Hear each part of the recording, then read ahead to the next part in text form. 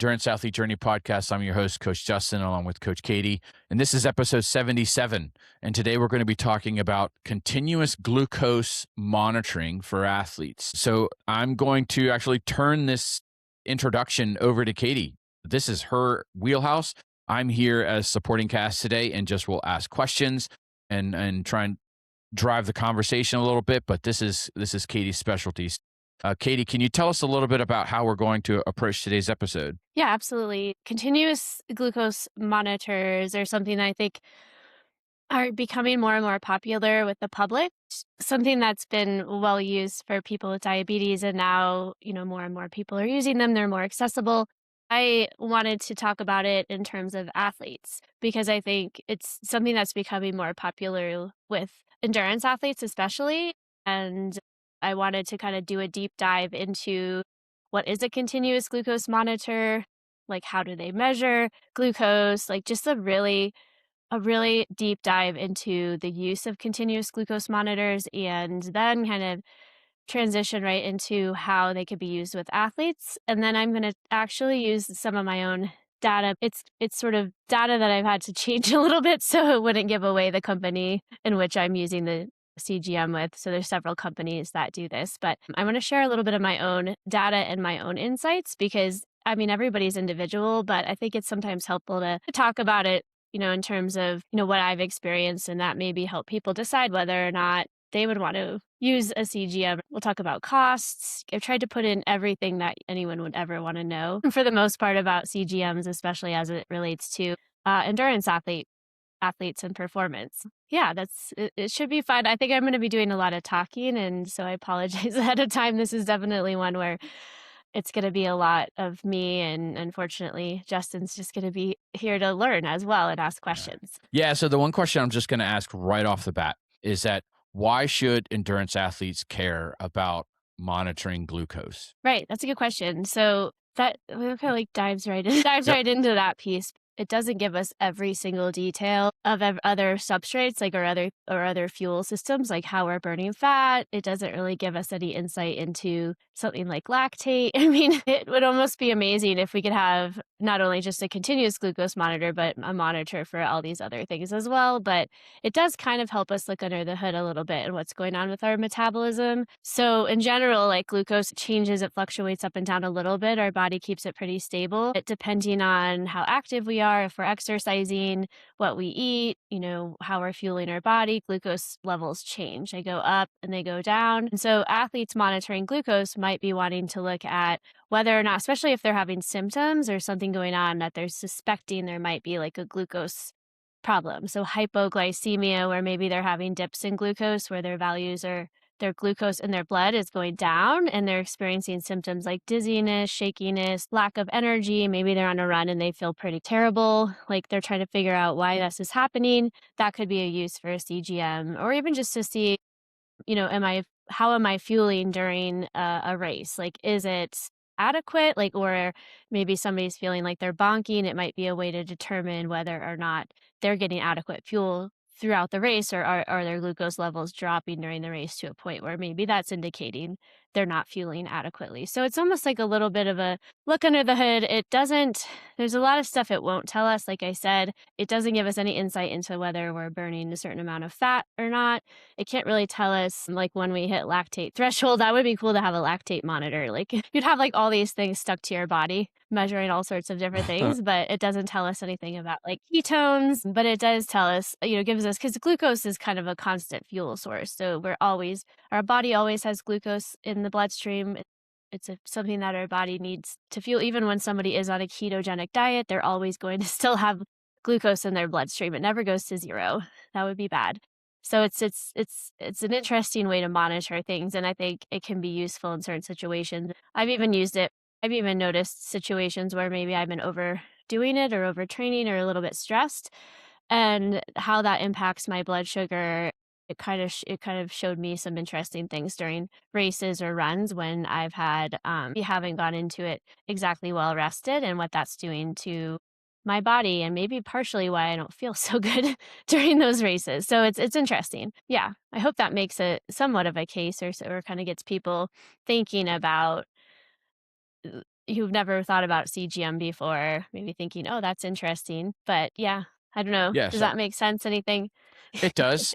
So Anything you just from the basic understanding that I've got based on what you've said here is that glucose monitoring may give us valuable insights into how recovered we are. So it's during the efficiency of our recovery in preparation for future events based on what we've already accomplished. So how we're absorbing our fitness. The second one is going to be it'll help us with our fueling strategy to understand how the body reacts to intakes of certain foods, which may help us determine a proper fueling strategy for an endurance event. You know, how often should we be feeding? What's going to be the body's reaction to a certain level of sugar and carbohydrates? So is that kind of a basic understanding on why it would Yeah. be important or of interest to an endurance athlete? Athlete would mostly use it would just be to kind of be monitoring their glucose throughout the day. I mean, it monitors it all day, all night to kind of see if there are patterns that might be happening. I'll show some visuals as well at some point, but maybe they're going on their long run and they're seeing that their glucose levels are dropping during that long run. Hmm. Like maybe glucose tends to go up a little bit when we exercise, but maybe as they go, it's starting to drop and drop and drop and getting low. That might be an indication that they're not providing enough fuel from exogenous sources like gels. And we do have a point in which we run out of glycogen. So sometimes you can kind of see that on the monitor. You can't actually measure how much glycogen we have using the monitors. So it's just kind of like making that assumption that once the glucose levels during like a long run, let's say like 2, 3 hour, maybe longer, you start to see the values drop. That might be an indication that the body is starting to run out of glycogen because the glucose levels are now dropping. It's not going to drop generally probably to dangerous levels. Like the body's going to do what it needs to do to keep those glucose levels somewhat normal, but it may start to go below, down, down, down. And once it's below 70 or even lower than that, it could be a sign of hypoglycemia. So it might indicate, yeah, you're not fueling adequately for that, during that event. And so it's that sort of monitor, or if you're let's see, like, maybe afterwards, this is a way I've used it too, is after my, exercise, I've used the CGM to see how much carbohydrate I can kind of take in before it spikes up. So it's almost like a gauge for me, a fuel gauge.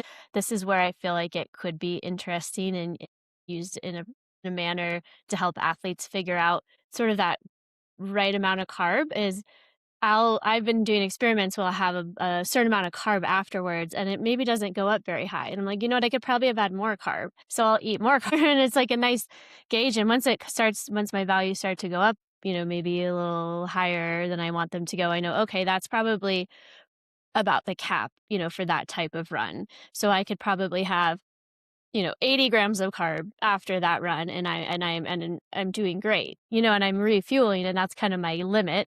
But if I go too far above that, it starts to go up too high. So it's kind of a nice gauge for me. And that's how I've used it. And it's almost helped me identify, wow, can, I need to consume those carbs around the workout. So there's a lot of like insights you can get Yeah. if I Okay. consume that same amount of 80 grams of carbs later on in the day, it doesn't it's it's not good because I've waited too long. So it's a nice also visual to show people how to fuel adequately and maybe how much they need to take in somewhat. You have to use other measurements, other things like subjective feelings and performance metrics as well as the CGM, but it can be a really great way to sort of see like, oh wow, I can tolerate a lot more carbs after my workout, and if I wait and have them later, it doesn't work out so well. So I really need to make sure I'm eating my carbs post workout and I can have more than I thought I could, And so it's just an interesting tool if you know how to use it. And I think that's part of the struggle is it's not Yeah. you almost need a skilled practitioner to be able to go through it with you. And because there's a lot of things with the CGM that aren't perfect. And we'll talk a little bit about that too. There's some errors sometimes, some things that it's not always getting quite accurately. Sometimes the sensors themselves can kind of malfunction, and you need to be able to spot that. Like, so you need somebody that can actually visually see what's going on with the data and be able to be like, that data point or that thing doesn't seem quite right to me. So you know what I mean? Or something's going on with the sensor. It doesn't seem to be working quite right. But you need to be, skilled to be able to do that. And just a little background had I'm a bias here, so I'm gonna put this out there because I want to be totally transparent with people. But I have been working with a company called NutriSense for 4.5 years, and they do this. They have a app that they use, and they use the CGMs. And so I've had been working for like, yeah, almost 5 years now with glucose data. I have seen thousands of people's data at this point, all sorts of people, pre-diabetes, diabetes, like biohacker individuals, athletes. But I have a lot of experience with the data. So I'm probably coming at this in a few ways a little bit biased because I do work for a company that uses CGM technology, and I have used it myself. So I just want to put that out there. I don't know if people would find that either maybe a little bit biased. I'm not telling anyone to use that particular company. I do want to put that out there. So it's not like I want people to also know that I have a lot of experience Yeah. too. So it's not like I'm just making this up. No, no, no, absolutely. Yeah. So, as we've kind of talked before in some previous episodes where we've talked about, forming a race day a fueling strategy and things like that, I think that the way that we've described it is almost kind of like it's trial and error. It's like you go out for a long session. And this is what I do with my athletes as well. When we're testing out new strategies, it's just like, okay, in your nutrition bottle this time, we're gonna go with 4 scoops of powder and 4 gels, and that's what we're gonna consume. So we execute that strategy for that day, and then we circle back up. It's like, okay, what worked, what didn't work, how did you feel when you got off the bike? Do you think that you would have been able to run effectively? How did your stomach feel? How are your energy levels? And so it's really kind of like a fine-tuning iterative process, right, that we execute. I think that the main benefit that I'm hearing about CGMs is that it provides a little bit more concrete information and insight into being able to quantify that iterative process, which means that it can effectively shorten the trial and error period, and we're able to dial in a lot more efficiently on a fueling strategy that works best for a particular athlete under a set specific scenario or situation in which they're going to be racing. So it's like, not everybody's digestive system processes nutrients the same in heat versus cold, those sort of nuances. And so if you have an idea on what the race day is going to be like, we dial in a nutrition strategy for that particular race. Not all race strategies are the same. And so this device seems to be able to allow us to shorten that trial and error period and give us a little bit more direction. Is that kind of a valuable, Yeah. an accurate assessment? Yeah. I think it's like another tool to help be able to see if the fueling strategy is working and how it might be. I don't know if it would shorten the process, but it might help determine, if what someone's doing is enough, fuel, or if they're having still low energy, it might give answers to that. I think it's just another tool to be able to determine if the fueling is going well, and how, just kind of some other metric to look at almost to see if we're still noticing that there's drops in glucose, maybe even if the athlete isn't feeling terrible or something, but maybe they're just noticing they're really struggling at the end of their workout. That might still give us insight into, okay, the fueling is not adequate. And so we need to continue to work on more fuel. But in the other context of maybe the values go up and they're kind of more stable, there might be like ups and downs, just slightly as somebody's competing or as they're training.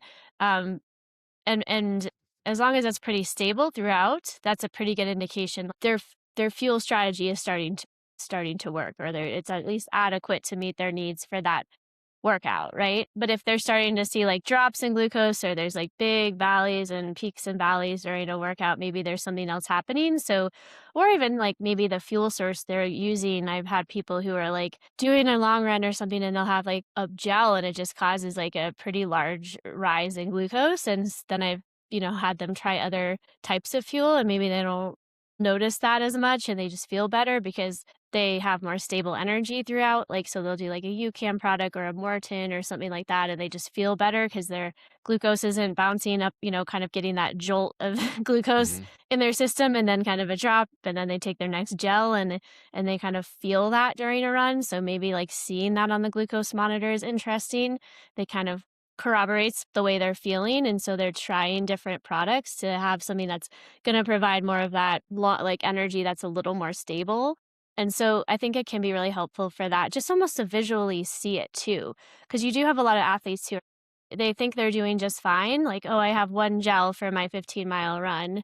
And that's all, and it's like, well, like this is just visual confirmation that maybe that's not actually the best like the best way to go about it because your glucose levels are dropping and it's kind of showing someone visually what's happening. And some people are a little more visual and it's Yeah. helpful for them to actually see something happening, even if it's not giving us the full picture exactly, it's still helpful to kind of see what's happening and get a better picture of, oh, okay, maybe my fueling isn't so great after all. Or maybe it is, but it's interesting in a visual context to see that. That makes sense. Yeah. Okay. I think So that answered that. I guess my next question is that some of the research is showing that CGMs shouldn't be necessarily described or characterized as a fuel gauge for athletes. Mhm. And the reason is because CGMs measure the circulating glucose and don't necessarily measure muscle glycogen. So Mhm. let's kind of extend this conversation a little bit then and say, okay, given that we know now that it's measuring the glucose that is flowing through our body, not measuring the stores that we have available for training, how does that change our use of this device to optimize our performance? Yeah, I mean, I think it's just that we have to keep that in mind. Like it's only measuring what's in our blood. Well, the CGM itself isn't. That's the other thing is kind of going back to the very very basics. Is a continuous glucose monitor is actually placed generally in the arm, and so it's measuring the glucose in the interstitial space. Blood glucose, like if you were to take a venous blood draw, that's coming from the blood, but when glucose kind of goes from the blood into the interstitial space, and that's sort of the way it's flowing is from blood first, it goes into the blood and then kind of into the interstitial space in the body. So like in the arm, it's like in that space kind of between the skin and the muscle, but it's not exactly placed in the blood, like veins. So so it is measuring blood glucose, but it's just technically it's not directly into the bloodstream, but it's just measuring what's happening in the blood. It's not measuring, it's actually hard to kind of measure how much glycogen we have. I mean, I've had a biopsy once where they took a big chunk out of my leg and they measured it was like a part of a study and I still have a scar from it, so it's not easy to measure. There are some devices that say they can measure glycogen, but it's not very easy. So what we don't know in that context is like, well, all we know is what's happening in the blood. We don't know how much glycogen we have. So it's not a good gauge in that sense. And then we also, like I said before, we're not able to measure like how much fat we're using. We're just measuring glucose. So it's not Mhm. giving us every part of the whole picture. But when we're looking at the CGM, we can it can give us insight sometimes into what's happening. Like I said, when it's during a run while it's dropping towards the end of the run, that's probably a good indication you're starting to run out of glycogen. Like it may not be able to say exactly how much we have left or how much glycogen is, what amount's being used or any of that, but it tells us, okay, something's happening. We're still running at the same rate, but the glucose in the blood is starting to drop. It could be an indication that glycogen, because when we're running, when we're working out, the body breaks down glycogen and it sends it into the bloodstream. But sometimes if we're starting to go low, there's something going on with glucose regulation. And in athletes, that's probably something going on with glycogen starting to decline. The next thing that would happen if we didn't fuel our body would be we would hit the wall. So at some point, that then also corresponds with some sort of feeling of not feeling good, right? Yeah. But it's that visual of being able to see that's helpful. But it doesn't tell us, like, at the start of the run, we would have no idea where our glycogen levels are, and we wouldn't know what percentage of fat we're using. And so there are, like, in terms of a fuel gauge, yeah, it's not gonna give us, like, the full picture, but it can give us some insights. I just think if people are trying to put the CGM on and thinking like they're going to learn how to perfectly fuel their body just by using the data, and that's like that's going to give them all the answers. I think they're going to be a little bit disappointed because they might get other insights, but it's not going to help people like figure out their perfect fueling plan alone. Like you obviously have to use other things along with the CGM Yeah. data. If that makes sense. So I think that this is an important distinction that I want to make sure that we mention and that we bring up, is because I think it refines this statement that the research is saying is that CGM shouldn't be used as a fuel gauge, because I don't find that to be completely accurate.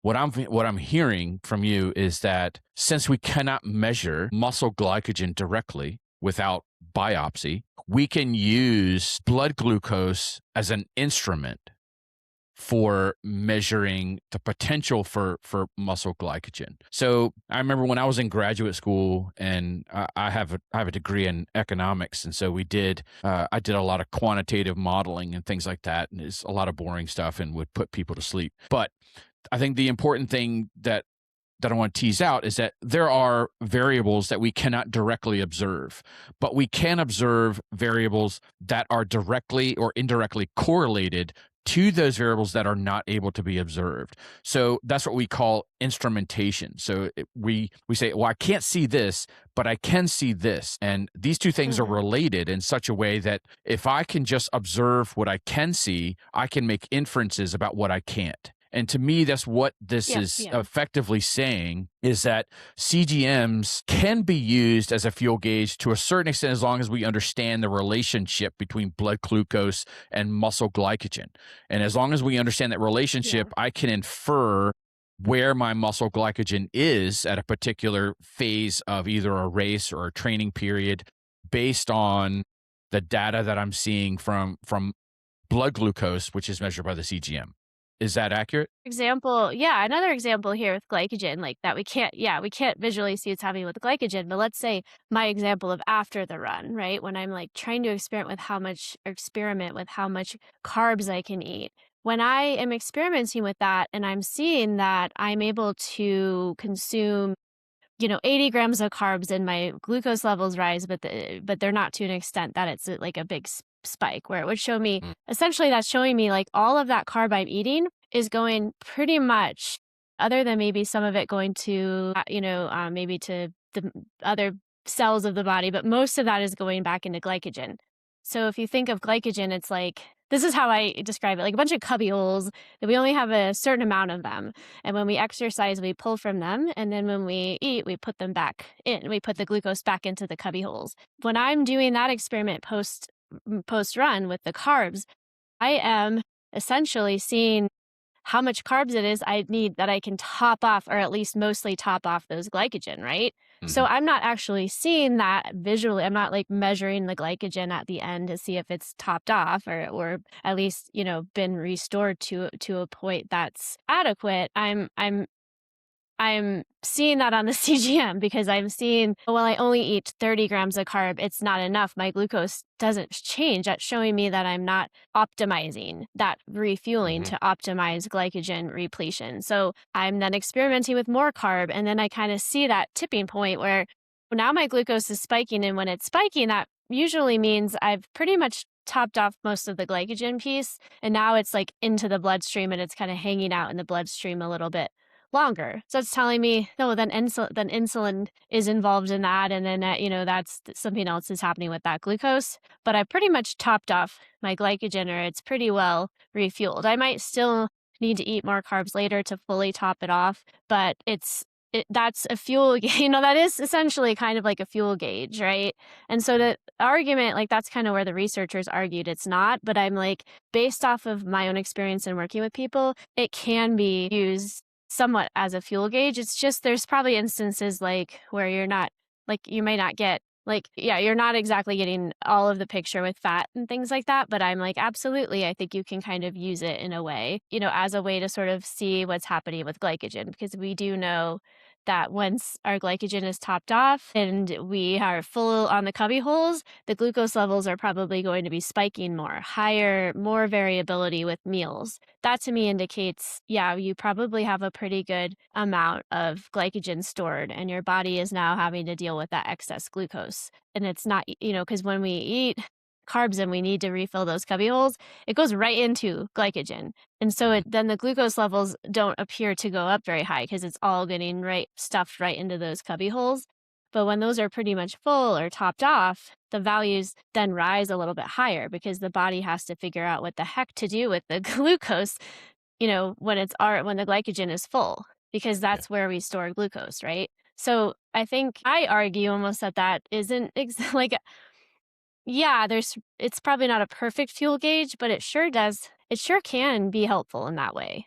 Yeah. And it kind of like helping us determine, have we sort of topped off glycogen, or could we do a better job at that? Should we fuel better during our runs? Are we seeing low values? And on the other end of the spectrum with the fat, I kind of mentioned doesn't measure fat, but so when I see an athlete's data and I see that they do a race, for instance, like a half marathon, I have seen data where somebody's glucose spikes to 200 milligrams per deciliter. I mean, it's very, very high the entire race. So the entire, this is elite, high performing athletes, their entire hour, to maybe hour and a half at the top end of their race for a half marathon would be in that like very high range for the entire race. That to me is showing me that that person is probably burning a huge percentage of carbs and very Yeah. little fat. You know what I mean? Like, because there's this like their glycogen, they're just maxed out, right? There's like tons and like lots of glucose in their bloodstream. I would extrapolate from that, based off my knowledge of the data, that they're probably not burning a whole lot of fat versus if somebody's doing a race or something where their glucose comes up a little bit, but it's fairly stable throughout. It's maybe more likely. I mean, I can't tell them how much percentage of fat or anything like that, but it's like Hmm. maybe more likely that they're burning um a little more fat because they're not so high on the high end of glucose, like a huge like spike that stays up really high for their entire race. So yeah, I mean, there's like little things like that. Again, and so there's like tons of nuances to that, but I think yeah, does give us a little bit of insight into those things, and it's not Okay. perfect, but we don't have any other way of. It's like Yeah. it's like It's that we don't have any other way of measuring better than it, nothing. So sure, it's Yeah. better than nothing. Yeah. So Gives us something, I think. So. there's one thing that there's actually two things that I want to bring up here. The first one is that the way that you've been talking about how you use CGMs, you've always referred to it as like post something. So it's always kind of like after the fact. So I think the important Mm, distinction is that CGMs doesn't provide you live insight. This is something that you have to right. use after something to gain insights like, okay, well, how did that go? That's important in the framing of it, is that the frame is how did that go, not how is it going. So there's that distinction Mhm. that I want to make, that this is not Great, let's talk a about that. Yeah. live insight as to how your body is operating. This is something that you use post event or post training session or whatever after the fact, that you go back and gain a little bit of insight as to what did happen. Yeah, let's talk about that. I think since I already mentioned that it's measuring it in the interstitial space and not the blood, the most important distinction to make here is that there is a lag time between what's happening directly in the blood, which is really happening in real time, and what's happening on the CGM. And depending on the magnitude of the how quickly the glucose values are changing, that lag time can be up to like 45 minutes. So when I've had a CGM, when I had a Dexcom monitor once and I was able to connect it to my Garmin, it actually showed me the glucose on my Garmin, but it wasn't always exactly at the time. So I remember, I'm going to show the data here. I had a day where I had something called rebound hypoglycemia. I started my run basically after a meal in which I was at the peak of the meal, and I dropped during my run. My glucose levels went whoop right down, dropped really low to like 56, but I felt terrible before I saw it on my CGM. I felt like I was running in mud, and I was like, I need to freaking take a walk. Like I felt like I was going to pass out on the side of the road. And then like maybe 5, 10 minutes later, I look down at my CGM and it says my glucose levels were 56. So that's a true sign of hypoglycemia. But it took a minute, for what I was feeling to kind of catch up on the monitor. Yeah. So it's not always going to be in real time. I'm not going to be able to necessarily even, I could maybe see it dropping, but I can't. Yeah, I mean, you might, but again, it's a lag. So you might experience the symptoms before you see it on the CGM. And that's why it's not great for during. I think like there's something I was like, remember the Tour de France, there's some of the cyclists are using CGMs and I feel like I remember them saying they banned it because they were afraid that the drivers and the cars that are kind of talking to the athletes would be able to use a CGM and be able to make real-time decisions about fueling. Well, honestly, that like I just said, sometimes it's too late. You know what I mean? Like Right. you're experiencing it and then you'll see it on the CGM because of that lag time. And also I have a lot of people who use CGMs and they have finger stick devices that measure blood. And they'll be like, my CGM and my blood are like really different. Like it's not the CGM's inaccurate. It's like, not really. It's probably that there's a lag time between the two and it's like a caboose. The blood is here, the CGM is here. It's always going to be behind. So Yeah. you could be at the peak here and down here. And like I was at the I was dropping and I was probably still seeing normal glucose until I caught up, on the CGM. So it's not, so you think of like a train, I guess a visual for people listening would be like the engine and then the caboose, like the front of the train is the blood glucose and the caboose, the end of the train Yeah. is the CGM. So it's, if you're going up and down, it's going to be different. And so just keeping that in mind. And it's hard. Like I'm thinking of when I'm running, like I'd have to have my phone out and I'd have to be looking at my data while I'm running. Like it's also kind of like impractical unless you can find a way to really easily be able to see it like on a watch device. Like it's a little bit impractical to be like watching your data the entire time. Like I'm Yeah. sure there's a way to kind of get around that, but it's more of for me, I've used it more as like after the fact. Like I look at my data after the fact. What did this experiment? I did a long run one time without fueling. I just was curious. Like I'm going to do 2 hours almost of running fasted because it was more of just an experiment and I had to I didn't get to see the data until after after the run was Right. over to see what was happening. Yeah, that's how I would use it. All right. I So guess the it's not a next, fuel gauge during, and maybe that's the yeah. argument. It's not a fuel gauge during, a good fuel gauge Right. during, but yeah. So there's something else that's kind of interested me based on this conversation thus far is that I know that me personally, sometimes I will overestimate the effort or the cumulative effort of my training in order to make nutrition decisions after the fact. Here's a scenario that if I go out and I do, a 3 hour bike ride and I feel like I went pretty hard and I get back home and I'm just like, you know what, that was a hard workout. I'm going to treat myself to a cheeseburger, something kind of mentality, feeling like Mhm.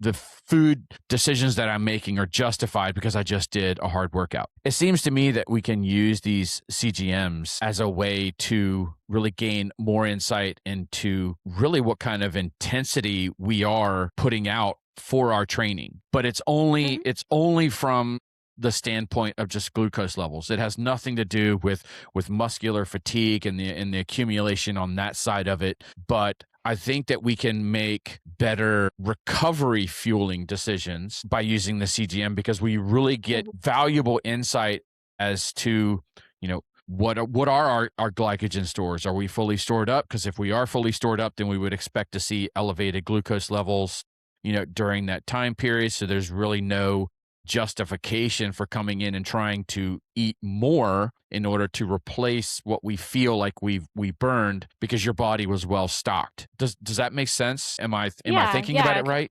I think sometimes, yeah, I think that's a good way to think about it. I'll give you another little insight here. I think when I put on the CGM myself, I thought, oh, I'm an athlete. I can tolerate a lot of carb. Like, and I'm not Yeah. saying endurance athletes shouldn't eat a lot of carb. However, a 3 hour bike, you're probably burning through quite a bit of glycogen. Like you could probably have quite a bit of carb after, like and again, but that's where it's kind of cool to see it is like kind of what is that looking like after the workouts and is it too much? Because again, if you're like, oh, I just did this, so I'm going to just, consume a whole bunch of stuff, you might be overdoing it.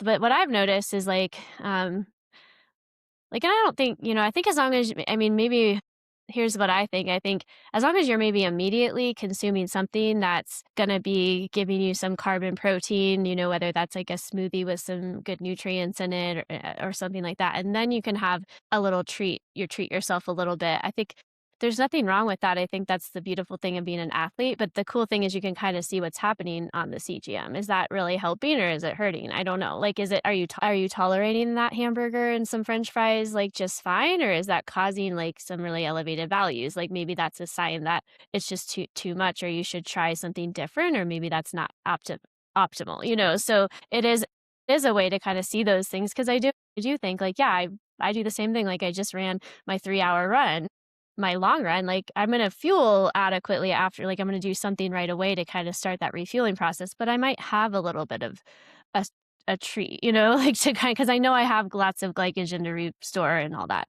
So it's not like you want to do that so you can sort of see how much you can get away with, but it is a way to use it. The other thing I noticed was that like I said before, I kind of alluded to this. If I eat carbs immediately after and I get that right and I fuel and get plenty of carbs, my CGM, my values don't go up a lot. Like I can get quite a bit of carbs after a workout. They don't go up a lot. That's telling me I'm refueling pretty well. I'm getting that glycogen restored. However, like I said, if I decide, hey, I'm going to save these carbs, I'm going out to dinner tonight at 7 and I'm going to save these carbs up and I'm going to eat them at 7, doesn't work well for me. I have huge glucose spikes because it's too late in the day. So, insulin resistance increases for everybody, including athletes, later in the day. My body it's the window of opportunity is already gone. I now cannot optimize glycogen as well because I've waited too long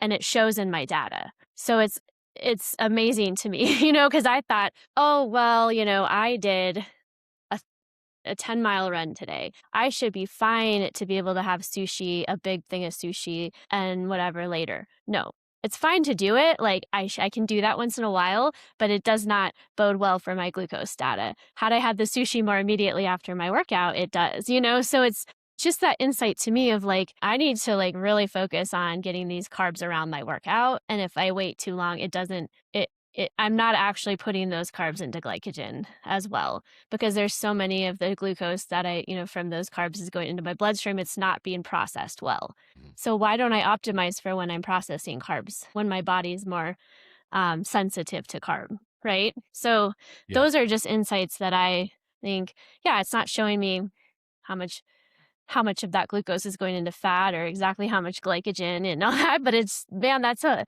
very good visual to see, and it's a good learning process. So I hope that kind of answers that. But I It think, yeah, does.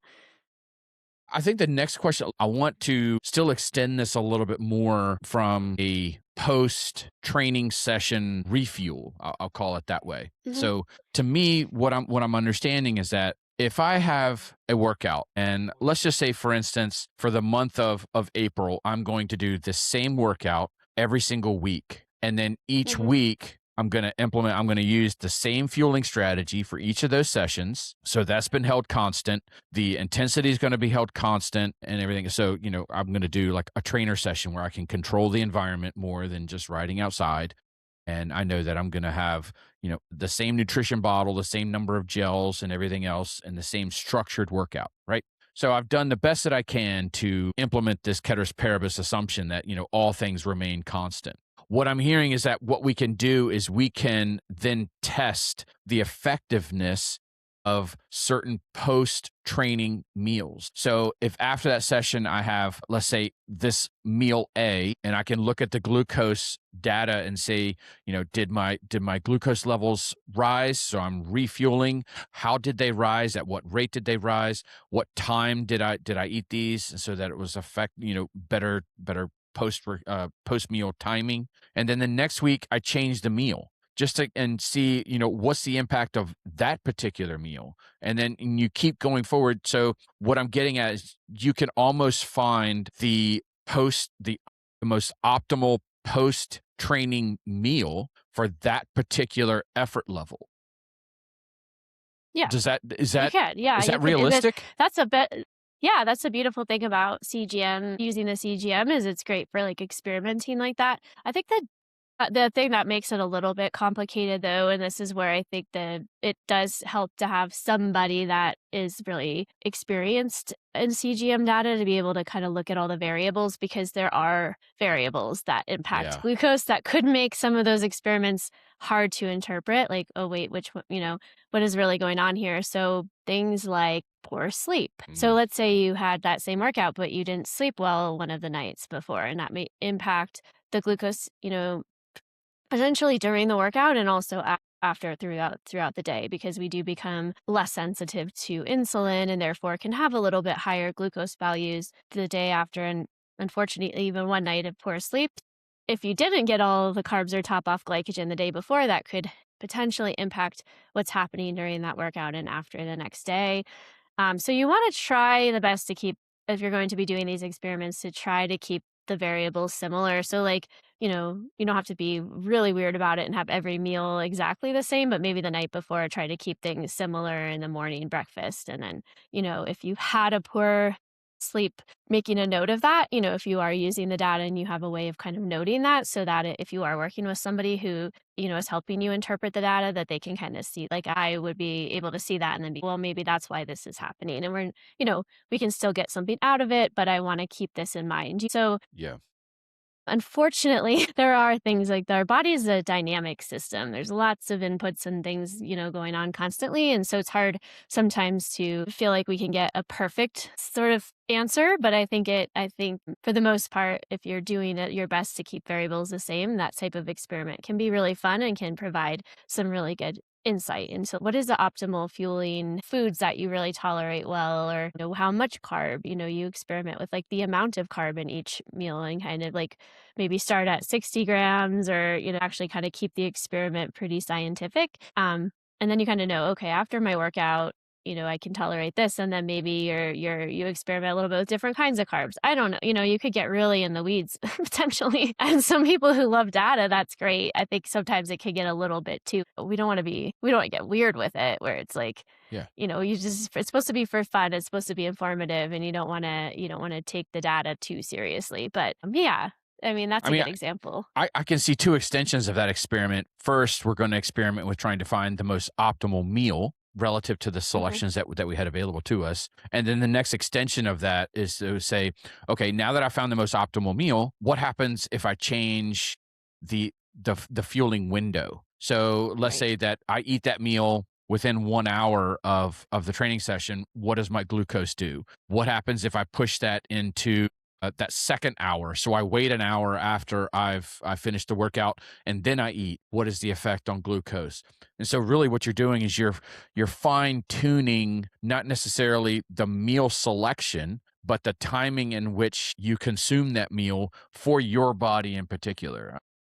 Yeah. I love those kinds of things just because I Yeah, mean that could that's be. just it fascinates Yeah, me. I mean, But another fun thing here is like I've had people, timing is everything. We do want to fuel. I think it's probably more optimal if we can start the refueling process within an hour. But I've had athletes who have literally finished, and I have data. I'll show you some of my data. Like, well, it isn't an exact data, but it's similar because I had it remade. But where athletes will finish their work race and literally within a couple minutes have a huge glass of Gatorade and a donut. I just have an athlete that I recently was working with and this happened, and she actually had a big spike from that yeah, immediately. It was immediately after her run, like within minutes. And so I told her, I was like, okay, she's going to be doing a similar race coming up. And I'm like, okay, if they have the same thing at the end, just grab what you need, and then wait about 10 or 15 minutes. Do a little bit of a cool down. Get your heart rate down. Because you've just stopped the exercise. Well, first of all, I want to make sure it's not because you still have glycogen running around in your blood. And sometimes at the end of exercise, you can kind of see a little peak because if you've done something intense and you just immediately stop, there's still glucose circulating. And sometimes that can yeah. cause a little spike. So it's like, is that, or is it because you ate something immediately after? And maybe because you still had glycogen and because your heart rate was still elevated, it caused a spike. So let's wait 10 minutes, do like a walk, cool down, get your heart rate down, try the same thing. I mean, I'm not saying that's an optimal refueling strategy, but it was just interesting. So she's going to Yeah. try to wait to see if that happens again. So it's just fun, like things like that. It's like, okay, well, maybe we don't want to, maybe we don't want to immediately have the carb or the refuels or the donut or whatever, like, within a minute after we're done. Maybe we need to let our body kinda cool down, go from, like, sympathetic, that sort of stress, when we run and we race, it's kind of in that stress sympathetic state. Mhm. Let's come down a little bit, have a little bit of that parasympathetic, like, bring your heart rate down, maybe take some deep breaths, walk, cool down, calm down, and then eat, So it could be, and I see that happening after when people are like, I got to refuel immediately, So that's another cool thing too, is just kind of seeing, okay, maybe I don't want to do it immediately. I need to take some time to just kind of calm down and get my body back to a good state. And then I'm going to eat. And then because actually the way how stressed we are, and when we're stressed, if, I've seen this with people at lunch, during work when they're stressed, they eat while they're stressed and they have a spike because that Yeah. meal maybe didn't cause a spike. It was because of there's a huge connection between our physiology and our gut. And so, I don't know. That's just an example. I mean, I could think of a million Yeah. examples, but that it's just fun. Like maybe try like immediately, and then maybe you do better when you wait 30 minutes and then eat Yeah. because your body is now in a better state to be able to utilize that energy. So kind of fascinating. Yeah, so the one thing that I do want to that I want to I don't want to say clarify, but maybe extend is that you just gave us a few of these other variables that can bias the reliability of glucose data, whether that be Mhm. sleep quality and those sorts of things. And before you poo poo on CGMs, it's just like, oh well, it's just not reliable. If you train based on heart rate, you are injecting the same kind of biasness into your training metrics under that scenario as well, because heart rate is greatly affected by all kinds of different variables. The environment in which you're in, dehydration levels, sleep quality, caffeine intake, stress, all of these factors will affect your heart rate. And so if you have training zones that are set by, some kind of like heart rate zone, you are therefore biasing those zones based on those exogenous variables as well. So the CGM is no different than if you were to base your Mhm. training plan on heart rate. Right. I think the So one thing I want to mention with the CGM is that kind of along those lines is that because of the way it's measured, it may not, even if you did like a fasting blood glucose check and then you looked, at the CGM when everything is most stable. So there's not going to be as much lag time. Sometimes there can be a little bit of difference. So the CGM may be running a little like a tiny, I think the FDA allows like a 5% cha- a 5% difference from what you see in the blood glucose. So it might be the whole graph may be running a little bit higher or a little bit lower, but the changes are all precise. So for the most part, there can be sometimes like during intense exercise, so we'll talk about this, or when somebody has a really big glucose response, sometimes there can be a little bit of inaccuracies in exactly how much it spiked up, but it's not huge. I mean, it still gives us a good information, but just keeping that in mind. For instance, I know I've had a fasting blood glucose of 85. And when I put on one of my CGMs, it was running closer to the high 90s for that fasting level. I'm not going to freak out. Doesn't mean that my yeah. body is now pre-diabetes range. It's just that that CGM was running high. So, there are sometimes some companies allow you to calibrate it to match the blood glucose, but you just have to kind of not use it as those glucose values. You want to really be careful not to be like, oh my gosh, this is exactly where my glucose is right now. But what you're measuring is the changes in glucose, and what's happening in the graph, and are the values peaking up really high? Are they dropping? You're measuring those things. You just really want to be careful not to take that exact value and take it to heart. Oh, Mhm. it spiked up to 180. Like it must, like oh my gosh, I have diabetes. No, absolutely not. We don't even know if that's 100% accurately at 180. Just because it goes up to that amount does not mean you would be diagnosed with diabetes. It just means you had a bit of a spike. You know what I mean? So it's just, you want to keep those in mind. Those are some of I mean, I think they're working hard to help get the CGM as accurate as possible. I know the technology is improving, but we just have to not be so worried about the exact value as you see it, Yeah. because it may not be 100%, like, it may be off by 5 points up or down, so keep that in mind too, I think. So That's why working with yeah. someone is helpful. So earlier in the conversation, you mentioned the phrase exercise hypoglycemia. And so Mhm. let's extend this a little bit more and let's talk about, what this is, why we should care about it, and what can a CGM do Yeah, in order yeah. to fix that. Okay, so there's a couple reasons somebody might have like hypoglycemia during exercise. And so I've mentioned a few scenarios. And so this is where I think showing some of the visuals of the data. Technically, I mean, I don't know if you're measuring it. So the CGM measures glucose every like, depending on the device, 5 to 15-minute intervals.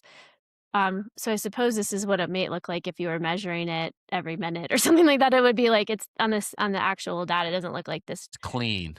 up Yeah. and clean. Yeah. This looks less clean, but you can see it. Like, okay, so let's say at the start, so where it says blood glucose, milligrams per deciliter, and then at the bottom, like the time per minutes, right? So you have the start, maybe your glucose, this is same athlete, maybe different scenarios, right? So All right. maybe, or maybe that's how I would kind of describe this. So they start at 90 milligrams per deciliter. That's the start of their workout. The one in orange goes up, and maybe they're properly fueled. So it's very common at the beginning of exercise session to see an initial rise in glucose, and then it kind of tapers off a little bit. And sometimes it'll go up and down when we're fueling, or if we're going up a hill, intensity increases glucose. So we'll talk about that as well. But so this it goes up, and then you can see the orange. It kind of goes a little bit down, but then it levels off. And let's say they were going to continue running and fueling, and it would kind of level off for the most part and stay around 110, 120 milligrams per deciliter.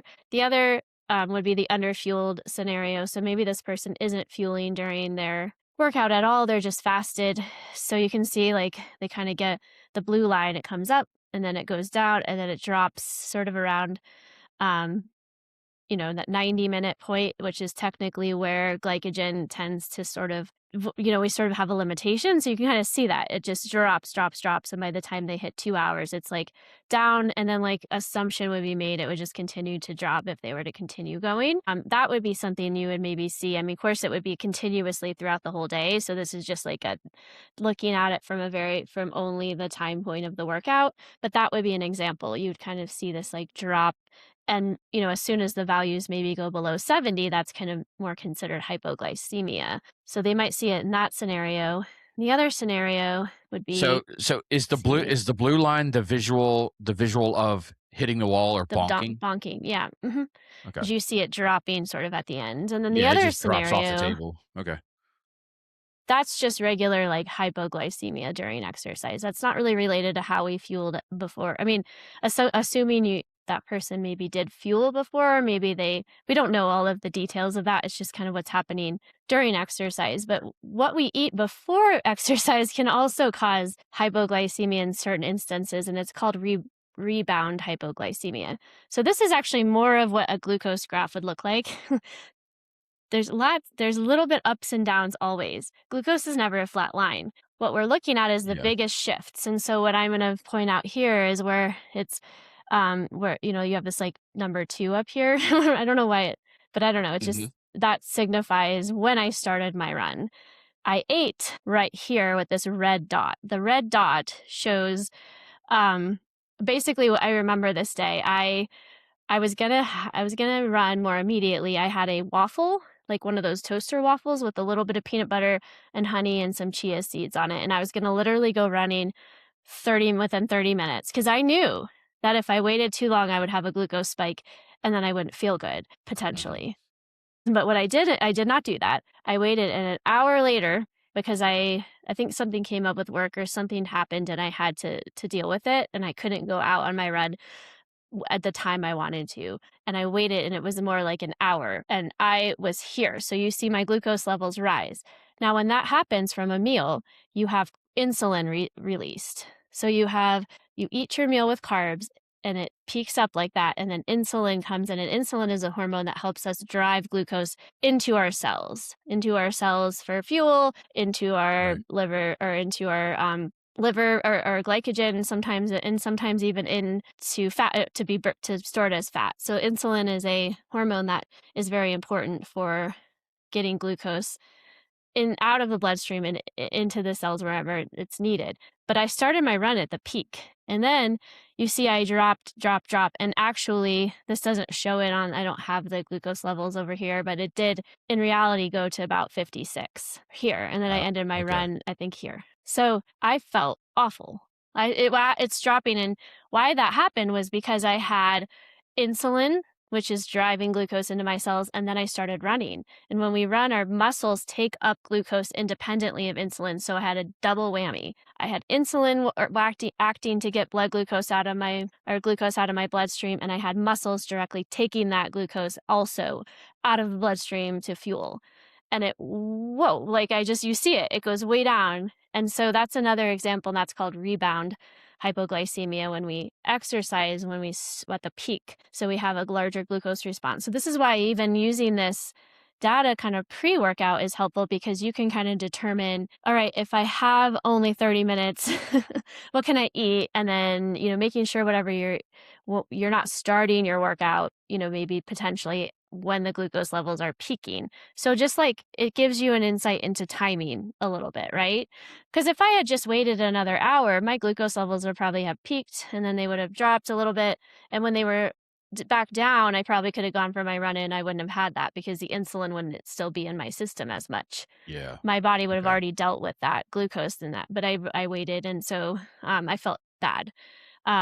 It's not like a bad thing. The body, it's not like you're going to like crash out and die because your glucose levels, dropped. That the people who have type 1 diabetes, I mean, these data sensors this glucose data is so important, because if that were happening to them, they would probably need to have some sort of gel or something right away to bring their levels up, because it could be dangerous. But for people with normal pancreatic function and normal insulin function, they the body will kind of have mechanisms to like bring those glucose levels back to normal. And you kind of see that here, it dropped and then it comes back up, but it Okay. didn't feel good. And so it could be interesting. So those are two examples of like where hypoglycemia might occur. The other might be like outside of the exercise window. Like if you didn't refuel adequately post long run, you might see like the remainder of the day. I had one of these scenarios once where I don't know what happened. I had like a long run and then life happened. I don't know. Yeah. Life happened. I'll just say Absolutely. that. And I didn't get what I needed to eat right after.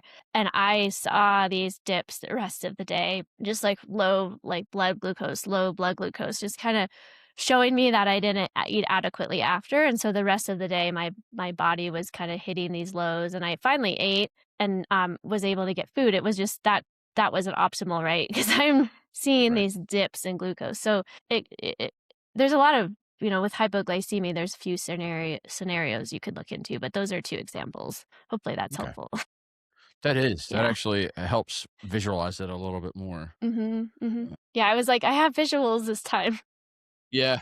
Maybe. But unfortunately, the people who are listening can't see them. It's kind of like if I'm going to try. I have so much content here, just kind of creating this. I'm going to try to make, like, I really think some blog posts with visuals would be a helpful thing to Yeah, I was just about to say that is create. maybe this is a good topic to extend the conversation into a blog format, and Hmm. we'll post that whenever you get to it. We'll post it within the closed Facebook group for the podcast as some of that additional content that we've talked about before, that we're releasing into that area. So let's Yeah. hit on maybe like one more topic before we kind of Hmm. wrap this thing up a little bit, and that relates to what is the role of CGM in terms of improving athletic performance. What does the research say?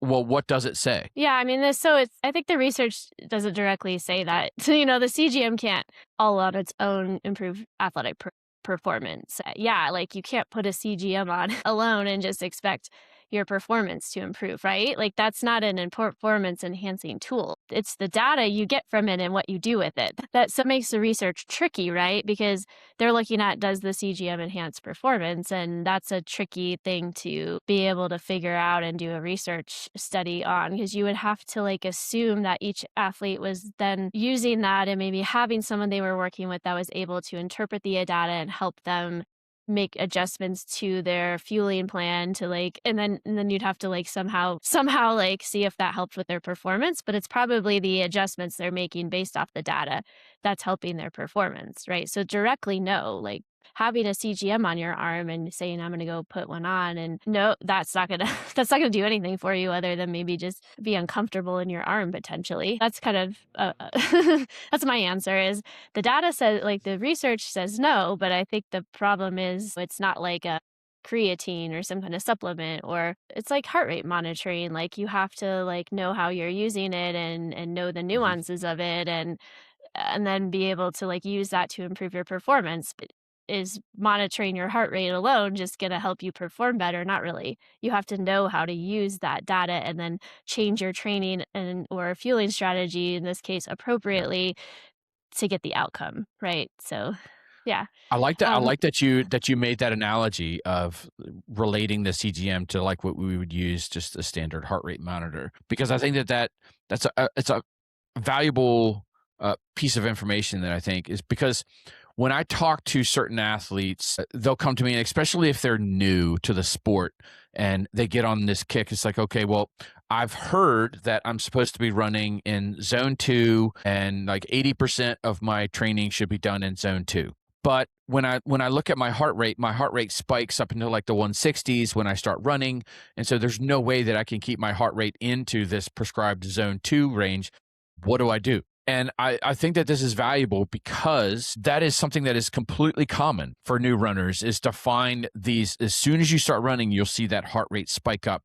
And I think it's just an indication of just base fitness. You know, the body is overreacting to the activity that you're doing in that moment because it's anticipating that need. So I did this in my own training years and years ago. I was trying to figure out why does my heart rate as soon as I start running, it spikes up to like 150, 160, but the effort feels easy. I was like, I don't understand it. And this is the way it was kind of explained to me was that your heart is overreacting because it's trying to be preemptive. And so I think that this is important because when we look at the CGM stuff, there's no kind of like optimal range for endurance athletes versus quote unquote normal people. It's not that their mhm, ranges are any different. It doesn't mean that, oh, well, my glucose is stable, so that means that I'm in my optimal range, or that fluctuating glucose levels doesn't necessarily mean that I'm performing poorly.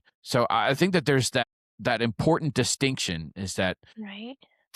I think that's where it could be these dangerous generalized too. statements Yeah. aren't necessarily true. Yeah, if people don't know about glucose, maybe their assumption would be that they have to keep it pretty flat throughout the whole day and there can't be ups and downs. And that itself could be very dangerous because they might underfuel in an effort to keep their Yeah. glucose levels super flat, or they might decide to restrict carbohydrates. So I think in this sort of like using the continuous glucose monitor, that is why I highly recommend you do so and work with a skilled practitioners like someone like myself or somebody who has a lot of experience with CGM data because it could actually be used negative. It could actually be a negative thing because I think without that knowledge and it, maybe you're hearing someone like Peter Attia, and I not have any problems with him, but he doesn't work with endurance athletes. He's like a longevity expert, but he'll say keep your glucose don't go above 120, or something like very tight,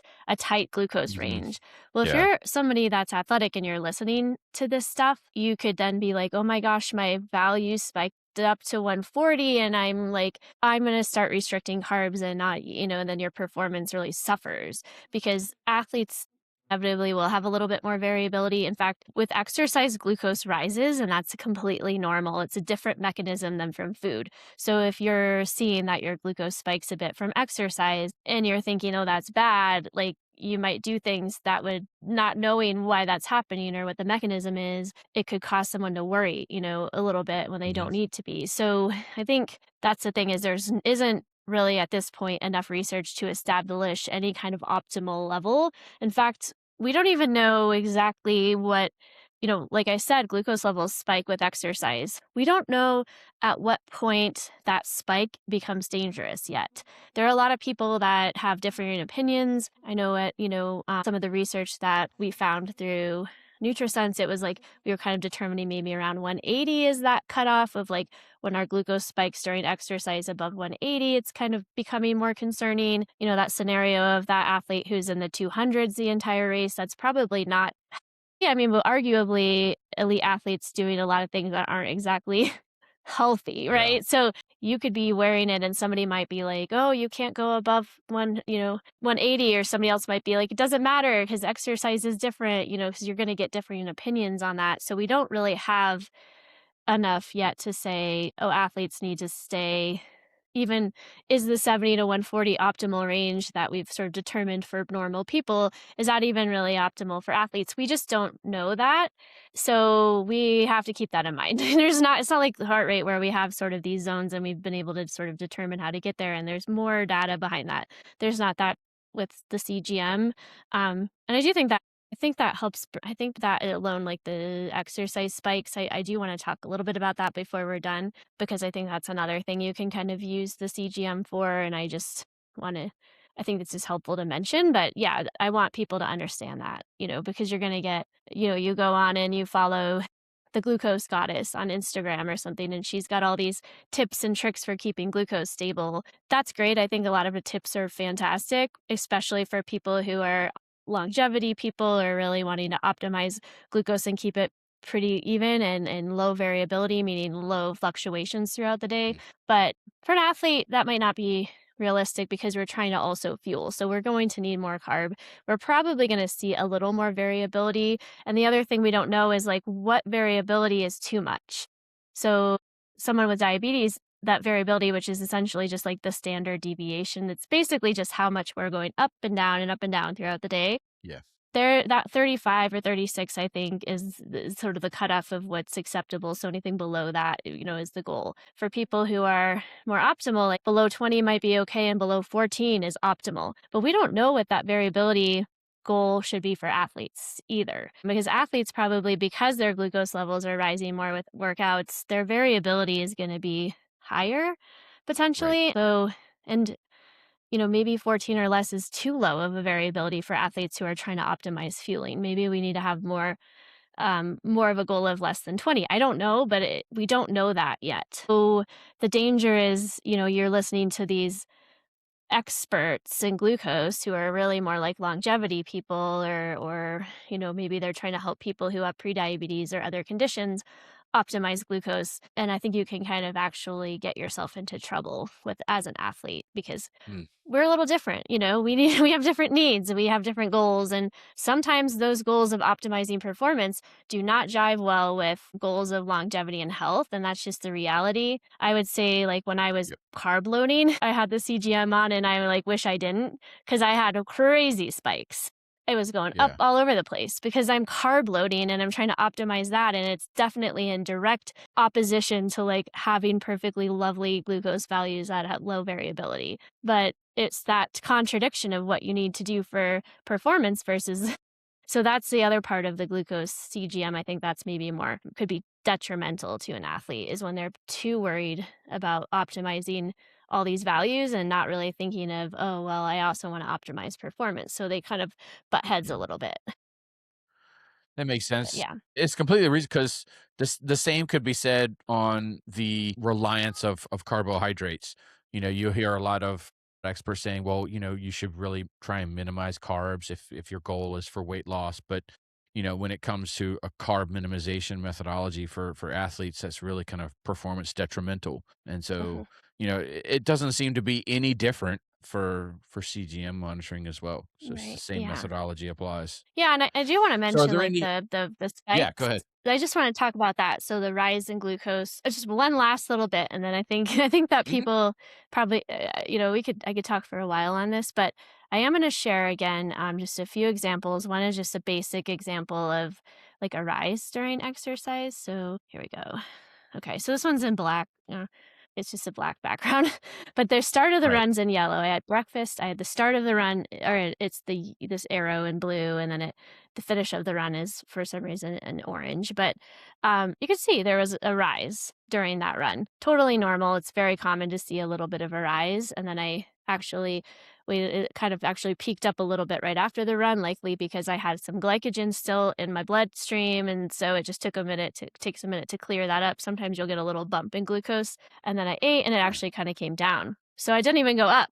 So that might show me maybe I didn't eat enough carb because it actually like bopped down. Like you'll see that there was a meal here or something, and then it kind of came down. And then I don't know if these are actually accurate, but the some of the little dots might correspond with meals or something like that. So some of the there's different companies out there, and the apps are similar, and a lot of times they have people logging meals and stuff, and so it kind of comes across on the in the glucose with the dots. But um you can kinda see that, like, it was actually pretty stable then the rest of the day. So the biggest movement of the day was just around the exercise. So my variability otherwise would have maybe been less than 14, but who knows, maybe on this day it was higher because of the exercise. So that's why we have to be kinda careful with that variability metric and just know it's normal to have a little bit of a rise, and it's a different mechanism. There's no insulin being released during exercise. It's all just glycogen being released, and the whole mechanism for that rise is different. It's very dynamic, lots of glucose fluctuating in and out of cells, whereas from a meal, the glucose kind of sticks in the bloodstream a little longer. It's not as Mhm. dynamic, it's just a different scenario. So we don't want to be worried too much. But there's another scenario. This one, now don't pay too much attention to the side here. These are supposed to be glucose in milligrams per deciliter. So that don't be too worried about that. But this particular graph shows the start of the run, and then you see it actually, it went into the red. It actually, in reality, went above 200. Um, Mm. and this particular day was interesting. This is my example from some of my data that I created. I just kind of recreated it. That day I was stressed. I was so stressed. I had, like, I don't know, that night before I didn't sleep well. I was just experiencing some anxiety and some stress, and I had this like race that I was going to do, and I'm like, well, I signed up for it. I don't feel that good. I probably should take the day easy. But I signed up for this race and I'm going to go do it because I didn't want to waste my Yeah. money and I already signed up, right? Everybody knows that scenario. I start it and you can see my glucose just goes up. Like this is like an 8K or a 12K, kind of a little over like a 10K race distance. And it just goes up and up and up. And it actually spiked like above 200 during the race. So this was, for whatever reason, ChatGPT messed that up a little bit, but it actually goes up above 200, so a big rise. And then I did that. I actually finished, immediately had orange juice. So I was talking about that scenario with that other woman, and it spiked up even more to like 220. And then it comes Yeah. crashing down after, like, kind of comes crashing down. And the rest of the day, it looks fine. But that's an interesting scenario where I would argue, and this is my argument, was I probably should not have done that race. That level of glucose over 200 was just too much. That's indicating to me my body was stressed to begin with, and then Mhm. I did, because I've had other scenarios where I've done races and it has not done that. It goes up maybe to 160, maybe 180, pretty normal. Even 160 during exercise, glucose levels pretty normal. But above 200, that's kind of where I'm like, whoa, that was too much. And so that indicates to me my body was under a little too much stress. The whole scenario of the poor sleep, and I knew it even going in. I felt it in the morning and I didn't listen. And this is Yeah. what happened. And it was like, this is a learning experience for me, because it's like, okay, if I'm going to do that, this is what I'm going to have to put my body through, is this additional, it's signaling to me I'm a little bit stressed. Um, but like I said, other scenarios where I haven't had it, where I've slept well, where I'm not stressed, where I feel great, and I do the race and it doesn't do that. So this is interesting. And I've actually seen scenarios where people go fasted running, intense fasted workouts, high intensity, huge spikes. To me, I'll tell that individual that is too stressful for your body. Your body is like releasing a lot of glycogen. There's a lot of stress, norepinephrine, epinephrine, the stress hormones that are happening that kind of happen when we start exercise, or for whatever reason, it's just like, whoa, that's too much. Try eating something. Do not do those high intensity workouts fasted. This is your body saying, this is not good. You're going way high. And then they'll eat. Yeah, sure enough, they eat something before those, like a interval workout or something, much, much better, glucose. And generally, probably they feel better too. So that is another fun example. Not every scenario is, sometimes it goes up during a race, and it's just because of that you're working so hard. Higher intensity workouts generally mean you have higher levels. And again, we don't know exactly what cutoff is, but for me, it was being able to compare that result to like other similar situations where it didn't go that high, and every other piece of the puzzle of how I was feeling that morning. That to me was my body. Yeah, it's too much. I think that's another great example of how we can kind of use the data during exercise, putting the pieces together. I think I even did an HRV. I don't remember. It wasn't good. So it was like all these little other things are Yeah. telling me today is your body needs a rest. And then I did that anyways, and that's what happened. So it's just kind of, I think there's yeah, lots of little other scenarios that you can use this CGM. Stress, like looking at how stress impacts glucose, how sleep impacts glucose. So just even beyond just the endurance performance alone, there's a lot you can kind of get from the CGM. And so my argument is, I think it's a helpful tool if you use Right. it the right way. I think that's where I would want to end it. I hope, unless you have any, I don't know.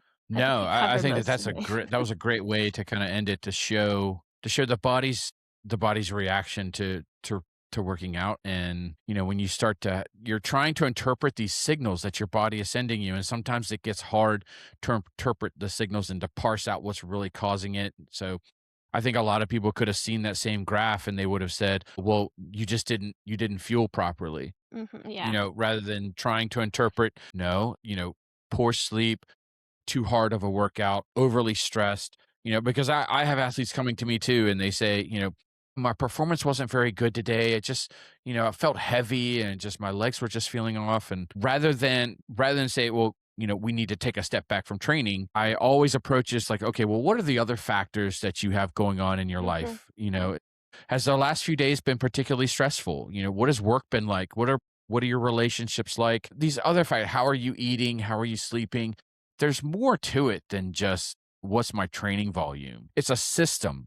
We can't approach this stuff from a siloed perspective and think that we can interpret it that way. And I think that this did a Right. really good job of illustrating that as well. Yeah. I think that this polishes off the episode. So if you guys have been enjoying the content that we've been coming out with on the Endurance Athlete Journey podcast, I hope that you would consider leaving a review and a comment wherever it is that you're consuming your podcast content from.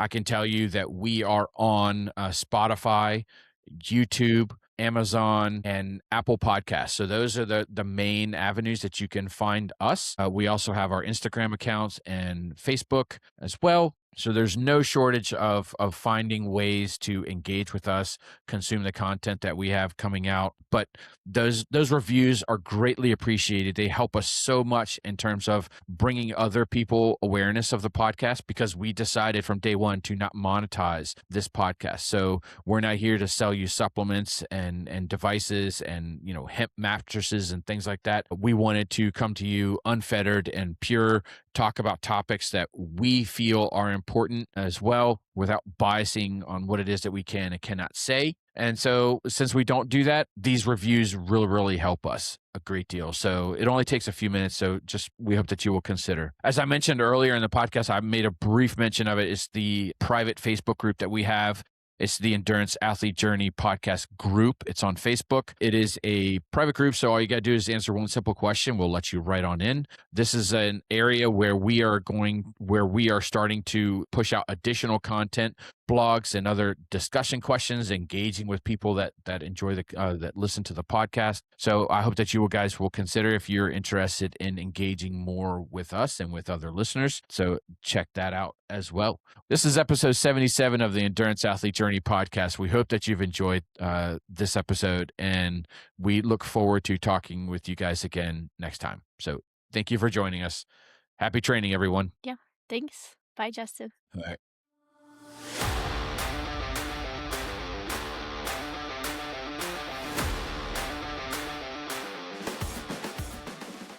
That wraps up today's episode of the Endurance Athlete Journey podcast.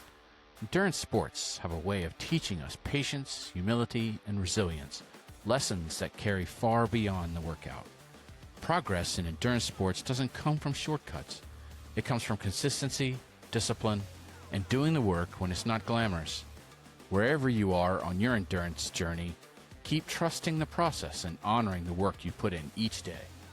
If today's episode resonated, please subscribe, leave a review, and share it with someone to help on their endurance journey. Don't forget to join the conversation on our social sites to help build and foster a community where we all learn and support one another. We'll be back with more stories and insights from Coach Justin and Katie. Until then, visit the podcast website at theenduranceathletejourney.buzzsprout.com for more episodes from the Endurance Athlete Journey podcast. Have questions or comments about the podcast? Feel free to send us an email at theenduranceathletejourney@gmail.com.